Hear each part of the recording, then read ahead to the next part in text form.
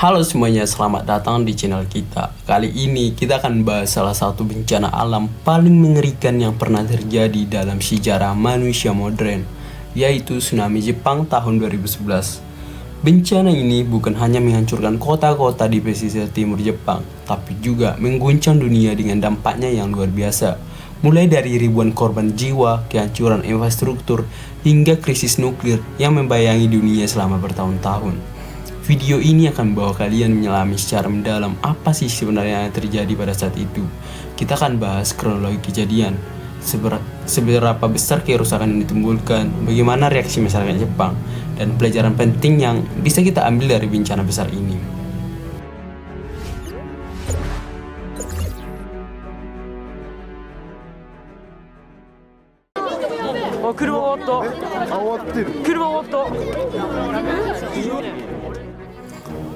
Tanggal 11 Maret 2011, pukul 14.46 waktu setempat, sebuah gempa bumi besar berkekuatan 9,1 magnitudo mengguncang dasar laut Samudra Pasifik sekitar 70 km dari pesisir timur Honshu, pulau utama Jepang.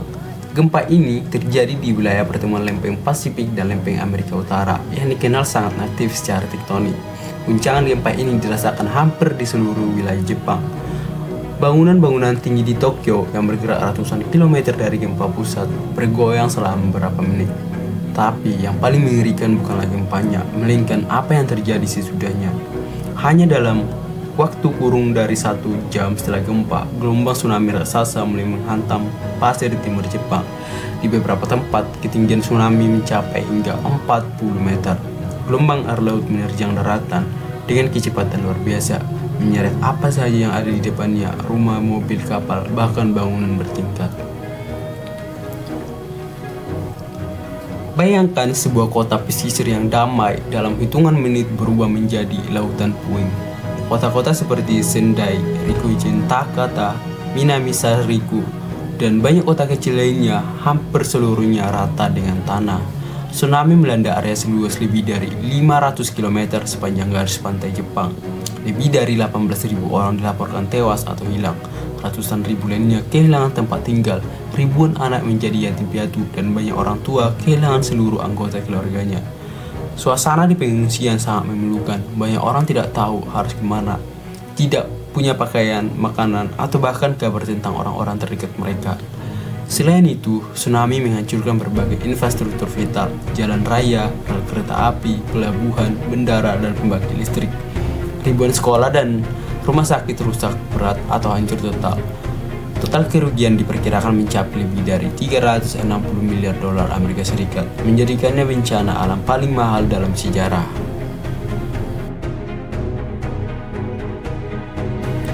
Salah satu dampak paling serius dari tsunami ini adalah kerusakan pada pembangkit listrik tenaga nuklir atau PLTN Fukushima Daiichi.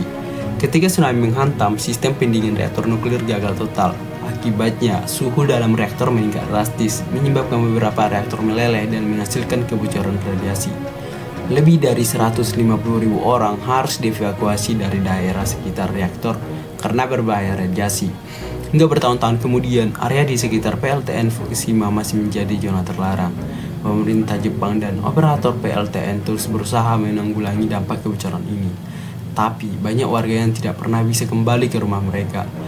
Krisis Fukushima menjadi pengingat betapa rapuhnya teknologi manusia di hadapan kekuatan alam.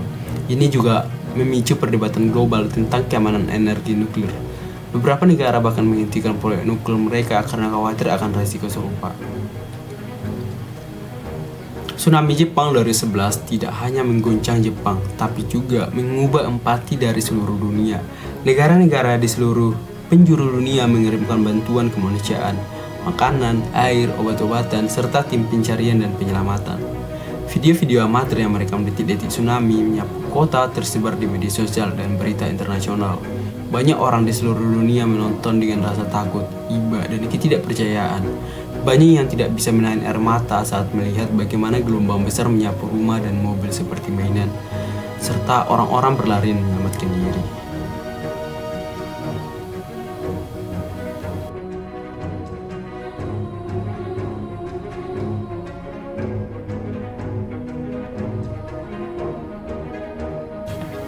Meskipun dilanda bencana yang sangat besar, bangsa Jepang menunjukkan ketangguhan dan solidaritas luar biasa. Tidak ada penjarahan, orang-orang tetap antri dengan tertib untuk mendapatkan bantuan. Para relawan bekerja siang malam membantu korban, dan pemerintah Jepang cepat membangun tempat pengungsian, mendistribusikan bantuan, dan merencanakan rekonstruksi. Dalam beberapa waktu atau beberapa bulan, banyak infrastruktur utama berhasil dipulihkan. Sekolah dibuka kembali, jalan-jalan diperbaiki, dan masyarakat mulai menata kembali kehidupan mereka. Ini menunjukkan kekuatan budaya disiplin dan gotong royong yang sangat kuat di Jepang. Tsunami Jepang 2011 menjadi pengingat keras bagi seluruh dunia betapa pentingnya kesiapan menghadapi bencana alam. Jepang sendiri sebenarnya sudah memiliki sistem peringatan dini dan edukasi bencana yang sangat canggih, tapi tetap saja bencana sebesar ini sangat sulit dihindari. Setelah bencana ini, Jepang meningkatkan sistem peringatan tsunami, memperkuat tanggul laut, dan membangun fasilitas evakuasi yang lebih aman. Negara-negara lain juga mulai belajar dari Jepang tentang bagaimana menanggulangi dan mempersiapkan diri menghadapi bencana besar.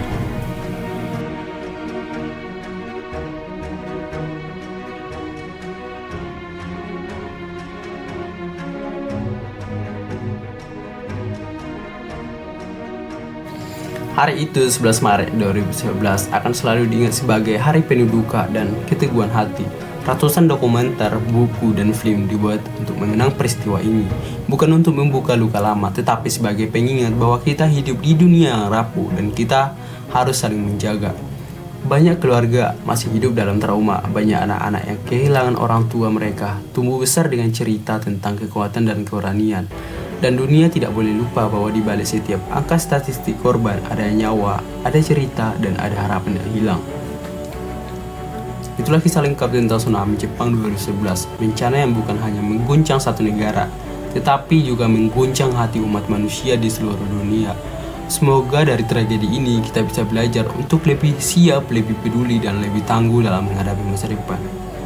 Terima kasih sudah menonton sampai akhir. Jangan lupa like, tinggalkan komentar jika kalian punya pendapat atau pengalaman soal bencana alam, dan subscribe untuk konten edukatif lainnya. Sampai jumpa di video berikutnya.